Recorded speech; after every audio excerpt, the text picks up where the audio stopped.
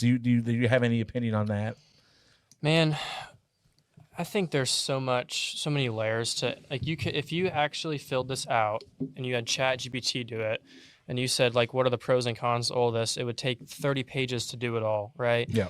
In all these situations, whether you're ditching next gen, ending single source parts, or removing stage cautions, like you have to rob Peter to pay Paul in every aspect of it, right? I don't think that people look at that.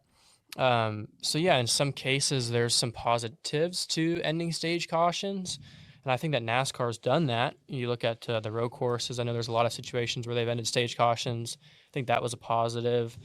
And there's some tracks where, I mean, honestly, I do think that the stage cautions are not a bad thing.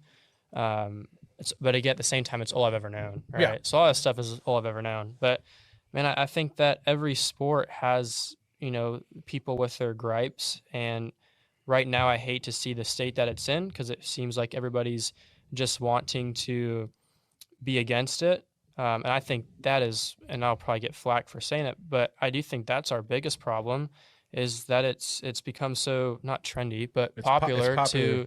to be against a NASCAR and be against everything that has to do with it. And I think that's the biggest problem. I think what we have right now is actually really great.